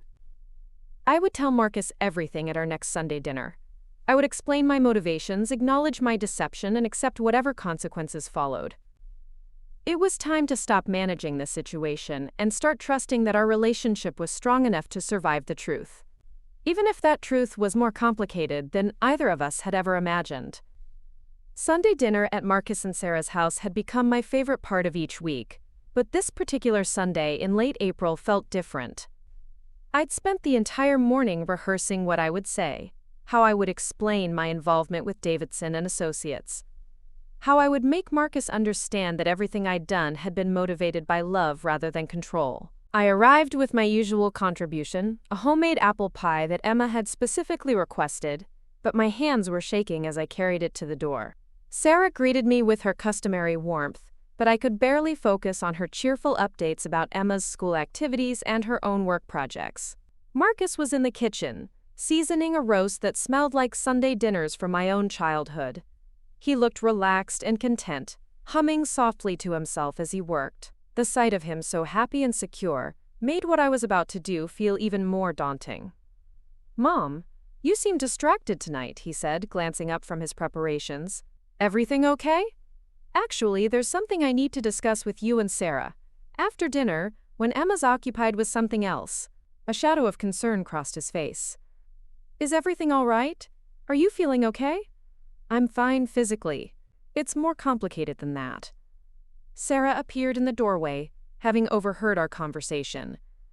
"June, you're making us nervous. What's going on?" I forced a smile. "Let's just enjoy dinner first. It's nothing catastrophic, but it is important." Emma bounded into the kitchen at that moment, full of excitement about a book she'd finished reading and eager to tell me about every plot twist in exhaustive detail. Her chatter filled the awkward silence that had fallen over the adults, and I gratefully focused on her animated storytelling rather than the increasingly worried glances Marcus and Sarah were exchanging. Dinner passed in a blur of forced normalcy. I complimented the food, asked appropriate questions about everyone's week, and tried to act like someone who wasn't about to potentially destroy the fragile peace we'd rebuilt. But my appetite had vanished, and I found myself pushing food around my plate while Emma dominated the conversation with second-grade social dynamics. After we'd cleared the dishes and Emma had been settled in the living room with a movie, the three of us gathered around the kitchen table. Marcus and Sarah sat across from me, their expressions a mixture of curiosity and apprehension. "All right, Mom," Marcus said gently. "What's this about?" I took a deep breath and dove in. "I need to tell you something that I probably should have shared months ago, but I wasn't sure how to explain it without making things more complicated between us." Sarah reached across the table and squeezed my hand. "Whatever it is, we can work through it." "I hope so." I pulled my hands back and folded them in my lap, needing the physical barrier to get through what came next. "Marcus, you know that after your father died, I inherited a substantial amount of money from his life insurance and investments." He nodded. "You mentioned that you'd been investing it carefully." "What I didn't tell you is where some of those investments went." I paused, watching his face. "For the past 2 years, I've been a major investor in Davidson and Associates. Not just a minor stakeholder. I'm actually one of the largest financial partners in the company." The silence that followed was deafening. Marcus's expression shifted from confusion to disbelief to something that looked like betrayal. "You're investing in my company?" His voice was carefully controlled, but I could hear the tension underneath. "More than investing, I'm on the board of directors. I've been involved in strategic planning, personnel decisions, budget allocations. I have significant voting power in major company decisions." Sarah's hand flew to her mouth. "Oh my God, June. Marcus had no idea?" "None at all." I looked directly at my son, whose face had gone pale. "And before you ask, yes, I've been involved in decisions that affected your career. The promotion you received last fall, the assignment to the multinational client project, the recent negotiations about compensation for additional work. I was part of the board discussions for all of those." Marcus stood up abruptly, his chair scraping against the floor. "Are you telling me that my career, my achievements, everything I've worked for at that company has been, what, orchestrated by my mother?" "No, that's not what I'm saying at all. Your work, your talent, your success, all of that is genuinely yours. I never influenced hiring decisions or performance evaluations. I never asked for special treatment for you or tried to give you advantages you hadn't earned. But you were there, in the background, pulling strings." His voice was getting louder, and I was grateful that Emma was absorbed in her movie in the next room. "I was protecting opportunities," I said firmly. There were times when other board members wanted to undermine your projects or question your capabilities based on your age or experience level. I advocated for giving you fair chances to prove yourself. Fair chances? Marcus laughed bitterly. How is any of this fair? Do you have any idea how this makes me feel about everything I've accomplished there? Sarah stood and placed a calming hand on his arm. Marcus, let her explain. There has to be more to this. There is. I remained seated, trying to project calm even though my heart was racing. When you called me that day in November and told me you needed space, that you could handle your lives without my help, I respected that. I stopped offering advice about Emma's school activities. I stopped bringing meals you didn't ask for. I stopped inserting myself into your personal decisions. But you didn't stop inserting yourself into my professional life, he said coldly. No, I didn't. Because you never asked me to. You said you didn't want me managing your personal life, and I honored that boundary. But you never said anything about my business investments or my professional activities. It was a technicality, and we all knew it. But it was also the truth. Marcus began pacing around the small kitchen. This is unbelievable. Do you realize what this means? Every success I've had, every achievement I've been proud of, every moment when I felt like I was finally proving myself on my own merits. It's all tainted now. That's not true, I said, standing now as well. Marcus, listen to me. I saw your work before I ever invested a penny in that company.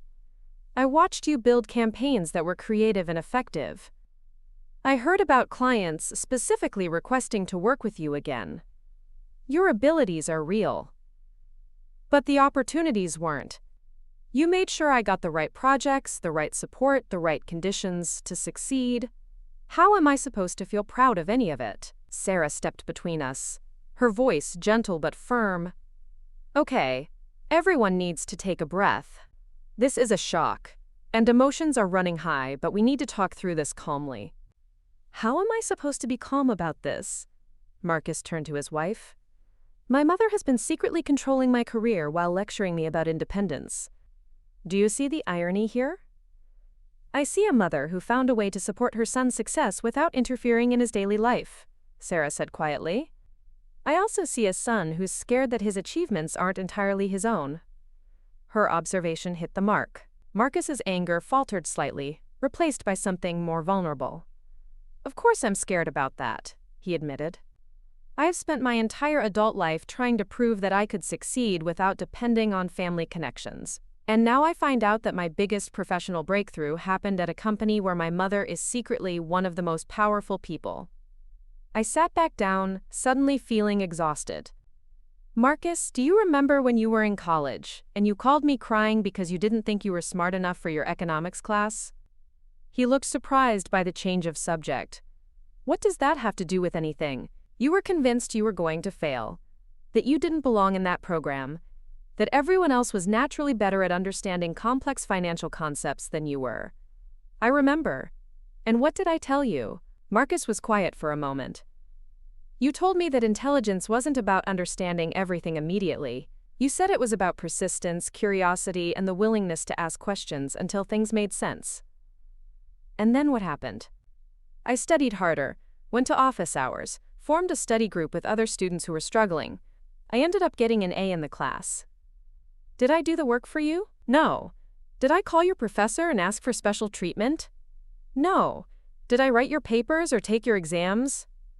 No, but nothing. You succeeded in that class because you applied yourself, because you were smart enough to seek help when you needed it, and because you didn't give up when things got difficult. My role was simply to remind you that you were capable of more than you thought.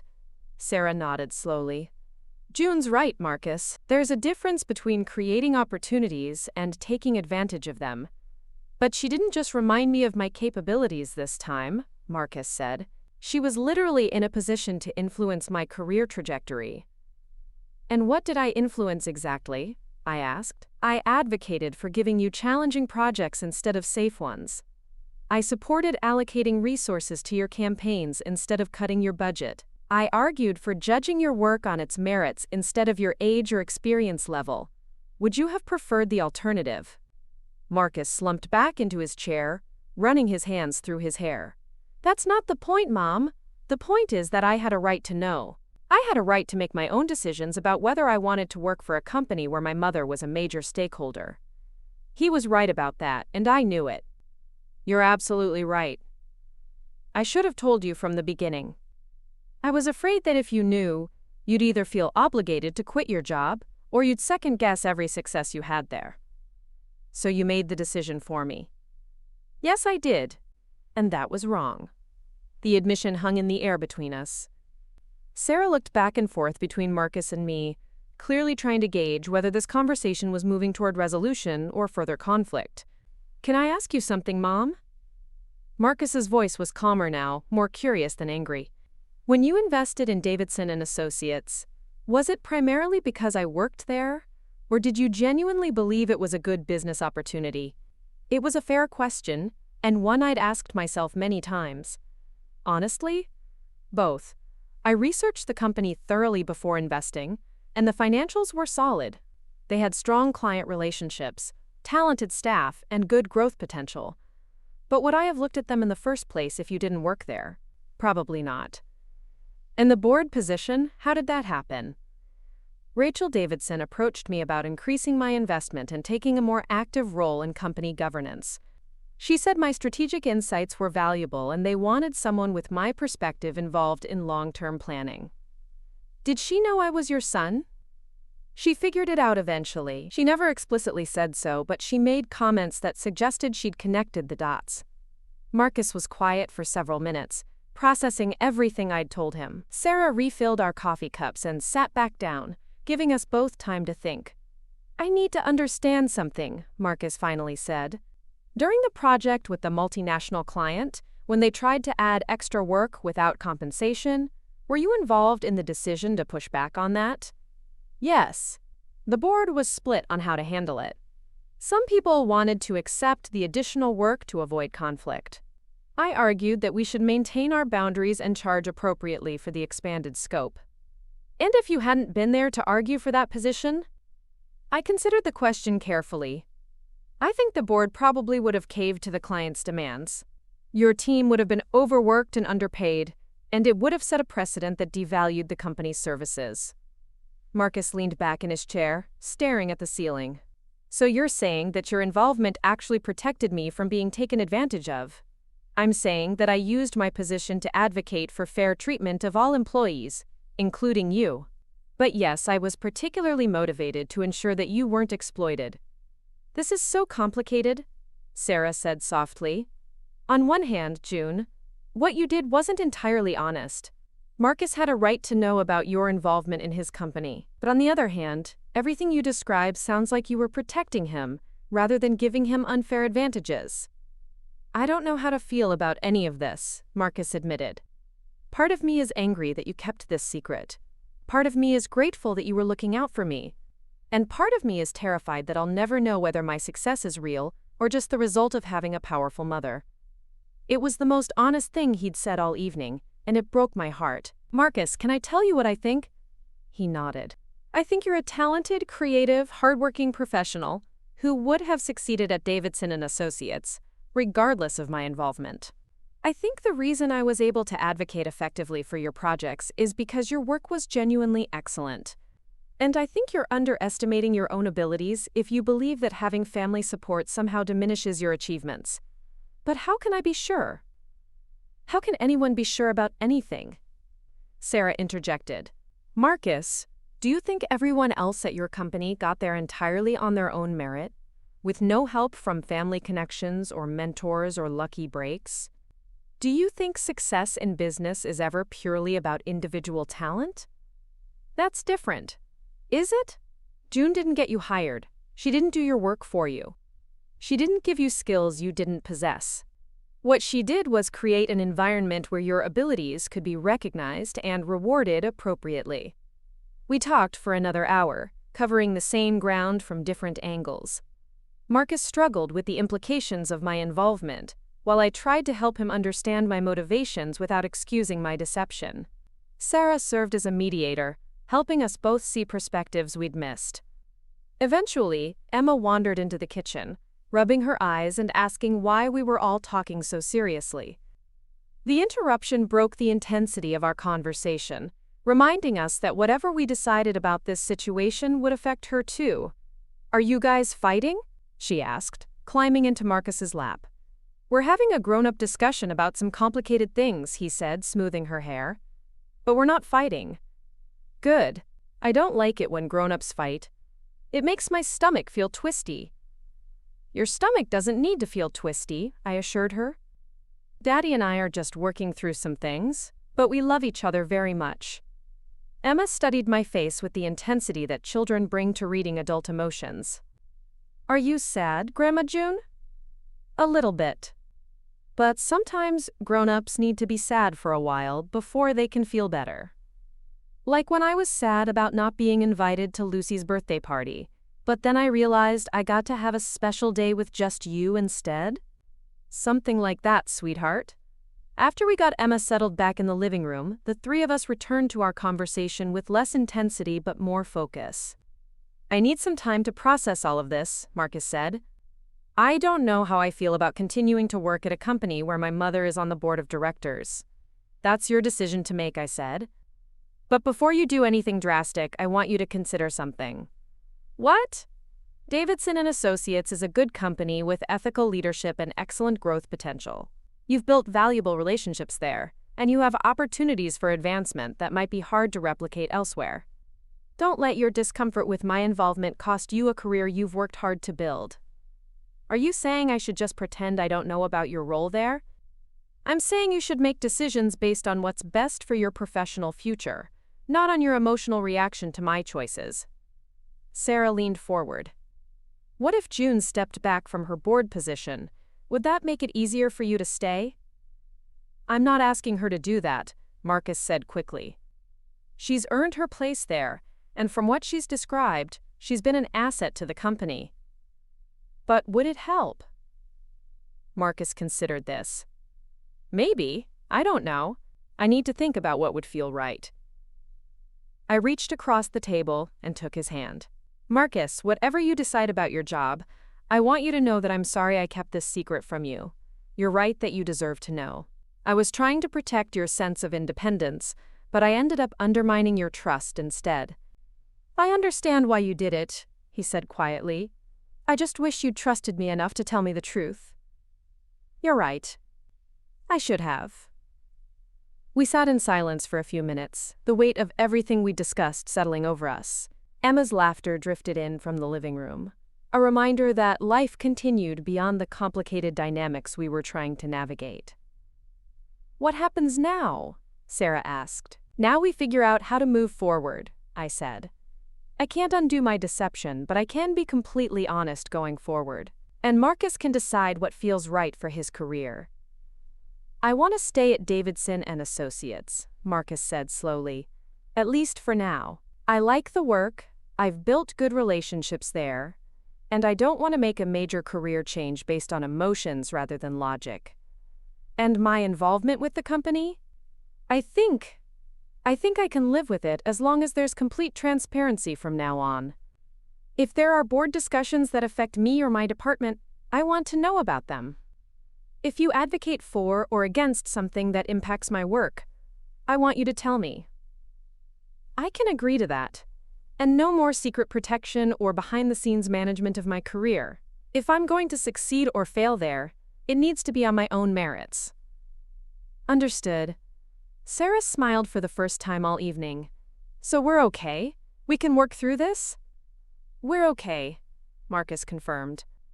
"It's going to take some time for me to fully process everything, but we're okay." I felt a weight lift from my shoulders that I hadn't fully realized I'd been carrying. Thank you for listening. And for giving me a chance to explain. Thank you for finally telling me the truth. We spent the rest of the evening in easier conversation, talking about Emma's upcoming school events and making plans for the following weekend. The revelation had changed things between us, but it hadn't destroyed them. If anything, our relationship felt more honest than it had in months. As I drove home that night, I reflected on how different this conversation had gone from my worst-case scenarios. Marcus had been hurt and confused, but he'd also been fair. He'd listened to my explanations, considered my motivations, and ultimately chosen understanding over anger. Maybe that was what mature family relationships looked like. Not the absence of conflict or deception, but the ability to work through difficult truths with love and respect intact. The next morning, I called Rachel Davidson and requested a meeting. When we sat down in her office that afternoon, I explained that I'd disclosed my family connection to Marcus, and that going forward, I wanted to implement protocols to ensure my personal relationships didn't create conflicts of interest. "I'm actually relieved," Rachel said. "It was becoming increasingly difficult to pretend I didn't know about your connection to Marcus. This will make board discussions much more straightforward. I want to be clear that my investment in this company has always been based on sound business principles," I said. "My personal motivations may have influenced my initial interest, but my continued involvement is because Davidson and Associates is a profitable, well-managed firm with excellent growth potential. I've never doubted that. Your strategic insights have been valuable, regardless of your motivations for providing them." We spent an hour working out new protocols for situations where my family connection might create perceived conflicts of interest. I would recuse myself from discussions about Marcus's specific projects or performance evaluations, but I would continue to participate in broader strategic planning and policy decisions. It felt like a reasonable compromise, one that protected both Marcus's autonomy and my legitimate role as a major investor in the company. Over the following weeks, Marcus and I settled into a new dynamic that felt both familiar and refreshingly different. Our family dinners continued, but now included occasional discussions about business strategy and industry trends that we both found intellectually stimulating. Marcus would tell me about challenges he was facing at work, and I could offer perspective based on my board-level view of the company's priorities. Most importantly, Emma continued to thrive with her full access to both parents and grandmother. She remained blissfully unaware of the adult complications that had temporarily threatened our family's stability, focused instead on important second-grade concerns, like learning multiplication tables and planning her upcoming birthday party. One evening in early June, as I was helping Emma practice piano while Marcus and Sarah worked in their garden, she stopped playing and looked up at me. "Grandma June, are you and Daddy done having feelings about things?" I laughed, remembering her previous assessment of our family conflict. "Yes, sweetheart, we're done having feelings about things." "Good. Can we have chocolate cake for dessert tonight?" "I think that can be arranged." As Emma returned to her piano practice, I watched Marcus and Sarah through the window, working together to plant tomatoes in their backyard garden. They moved with the easy coordination of people who'd learned to navigate challenges together, supporting each other while maintaining their individual strengths. It occurred to me that this was what I'd been trying to protect all along, not Marcus's career or financial security, but his happiness and his family's stability. The methods I'd chosen had been flawed, but the motivation had been pure. Now, finally, we'd found a way to support each other openly and honestly, without secrets or hidden agendas. Marcus could build his career with confidence in his own abilities, while I could contribute my business expertise without undermining his autonomy. Emma could enjoy relationships with all the adults who loved her, without being caught in the middle of unnecessary conflicts. It wasn't the family dynamic I'd originally envisioned, but it was better, more honest, more resilient, and more respectful of everyone's individual needs and boundaries. As I listened to Emma's careful piano practice and watched my son tend his garden, I realized that the best kind of love wasn't the kind that tried to control outcomes or eliminate challenges. It was the kind that provided support and encouragement while trusting the people you love to make their own decisions and learn from their own experiences. I'd finally learned to love my family without trying to manage their lives. And in return, they'd given me the gift of honest, mature relationships that could withstand difficult truths and emerge stronger. It had taken me 62 years and one spectacular family crisis to figure out the difference between being helpful and being controlling. But it had been worth the journey to arrive at this place of mutual respect and genuine intimacy. Marcus was right. Sometimes the best thing you can do for the people you love is trust them enough to tell them the truth, even when that truth is complicated and uncomfortable. Especially then. 6 months later, I stood in the conference room at Davidson & Associates, watching Marcus deliver a presentation to the board of directors. It was surreal, seeing him from this perspective, not as his mother, but as a fellow professional evaluating his strategic recommendations for the company's expansion into digital marketing. He'd requested this opportunity to present directly to the board, wanting to propose an innovative approach to social media campaigns that would differentiate Davidson & Associates from its competitors. I'd recused myself from the initial discussions about whether to grant him this platform, but once the decision was made, I was free to evaluate his proposal on its merits. And the merits were impressive. Marcus had developed a comprehensive strategy that combined data analytics with creative storytelling in ways that I found genuinely compelling. His research was thorough, his projections were realistic, and his implementation timeline was ambitious but achievable. The key insight, he was saying, clicking to his next slide, is that consumers don't just want to see advertisements anymore. They want to participate in brand narratives. Our role isn't to interrupt their social media experience with marketing messages. It's to create content that enhances their experience while building authentic connections with our clients' brands. Rachel Davidson nodded approvingly. Can you give us a specific example of how this would work in practice? Marcus launched into a detailed case study he'd developed, describing how his approach would transform a traditional product launch into an interactive digital experience. As he spoke, I found myself taking notes not as his mother, but as a board member genuinely interested in his ideas. The other board members were equally engaged, asking thoughtful questions about budget requirements, potential challenges, and measurable outcomes. Marcus answered each query with confidence and specificity, demonstrating the kind of preparation that impressed even the most skeptical investors. When he finished his presentation, the room was quiet for a moment, before breaking into genuine applause. I joined in, feeling a complex mixture of professional admiration and maternal pride that I was still learning to navigate. "Thank you, Marcus," Rachel said as the applause died down. "We'll discuss your proposal and get back to you with our decision within the week." Marcus gathered his materials with the same nervous energy I remembered from his college presentations. As he headed toward the door, our eyes met briefly. He gave me a small smile that acknowledged both my presence and my restraint in not offering any special encouragement or commentary. After he left, the board spent an hour discussing his proposal. The conversation was entirely focused on business considerations, potential return on investment, competitive advantages, implementation challenges. No one mentioned that Marcus was my son, or suggested that family connections should influence our decision. "It's an innovative approach," said one of the senior partners, "but it would require significant upfront investment in new technology and staff training." "The potential payoff is substantial, though," countered another board member. "If we can establish ourselves as leaders in this space, it could attract major new clients." I listened to the debate without contributing, having promised Marcus that I wouldn't advocate for his proposals unless specifically asked for my opinion. But when Rachel directly addressed me, I was ready with an objective assessment. "June, you've been following digital marketing trends closely. What's your take on the viability of Marcus's approach?"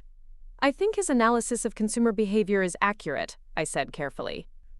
"The data supports his premise that traditional advertising effectiveness is declining, particularly with younger demographics. His proposed methodology aligns with successful campaigns I've seen from other agencies. And the financial projections? Conservative but realistic. He's accounted for the learning curve and potential setbacks. I'd actually characterize his timeline as slightly pessimistic, which suggests careful planning rather than over-optimism."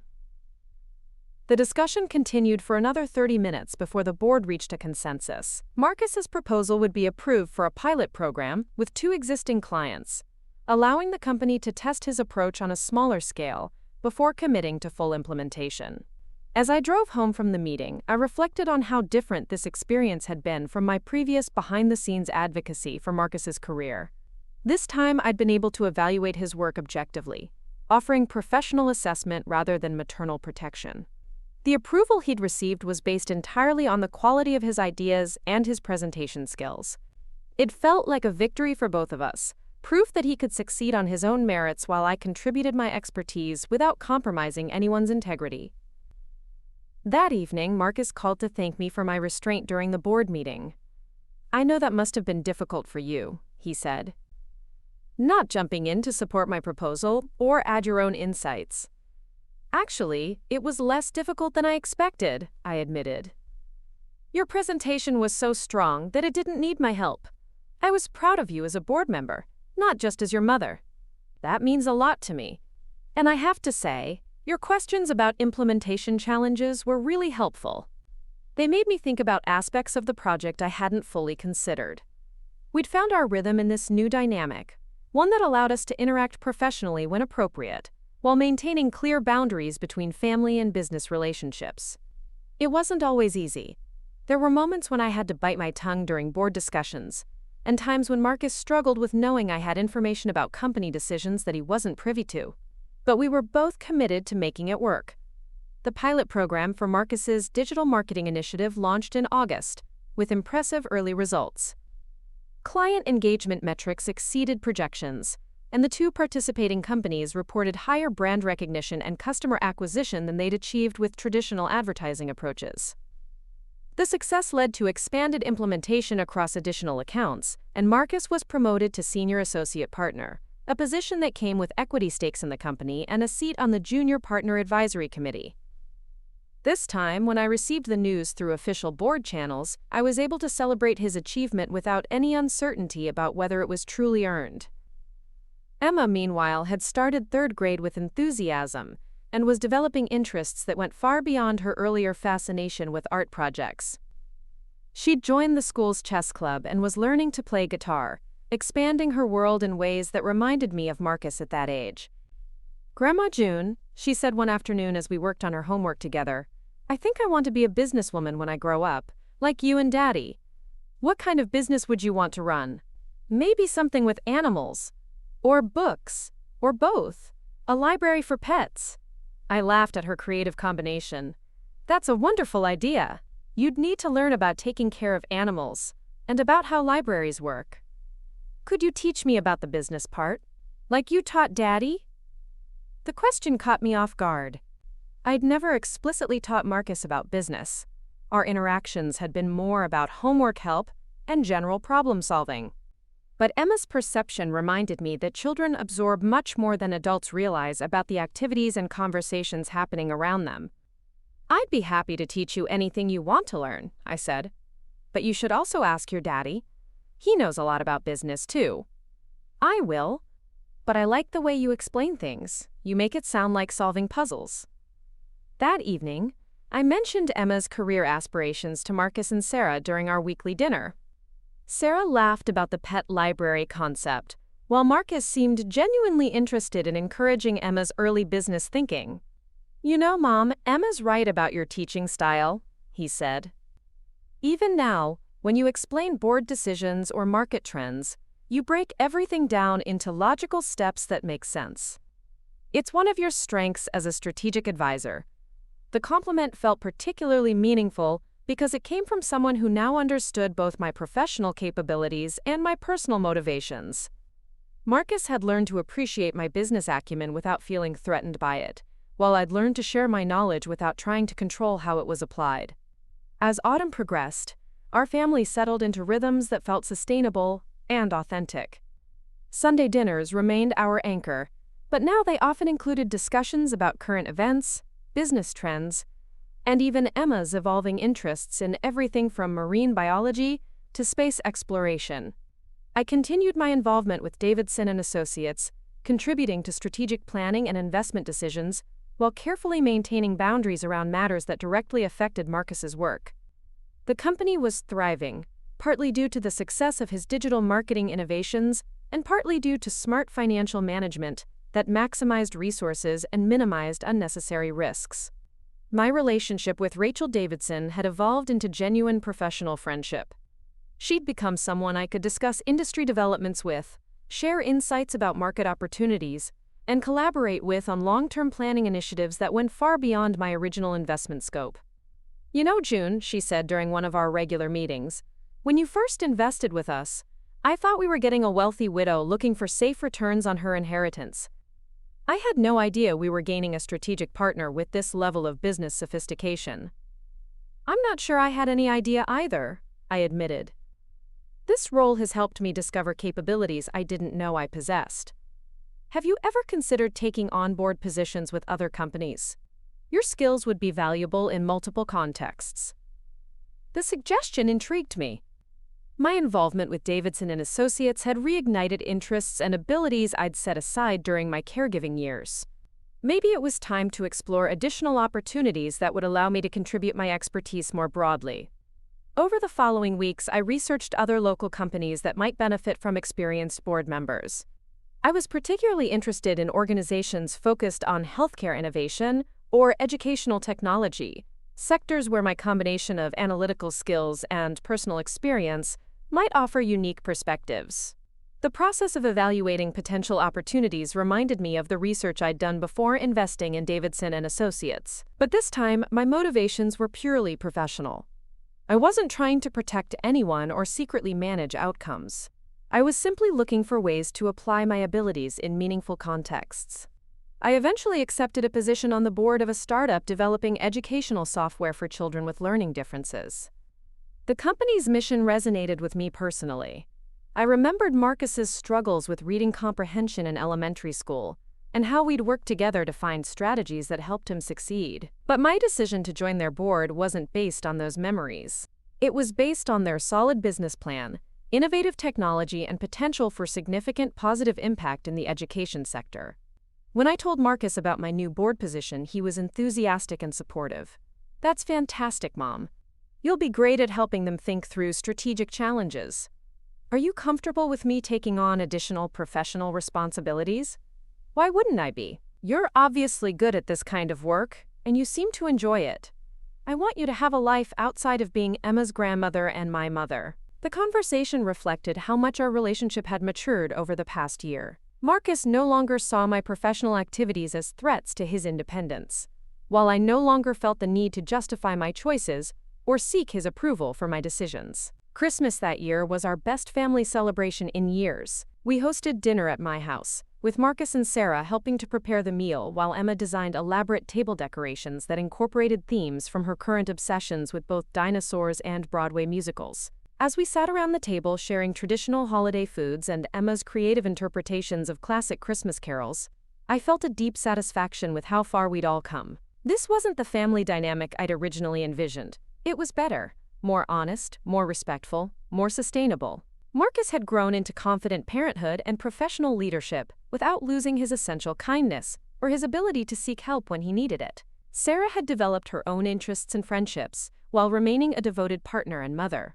Emma was thriving in an environment where multiple adults provided different types of support and encouragement, and I had discovered that my identity could encompass much more than being someone's caregiver or helper. I was a successful businesswoman, a strategic thinker, a valued advisor, and a woman with her own goals and achievements. The secret that had once threatened to destroy our family relationships had ultimately strengthened them by forcing us to communicate more honestly and respect each other's autonomy more completely.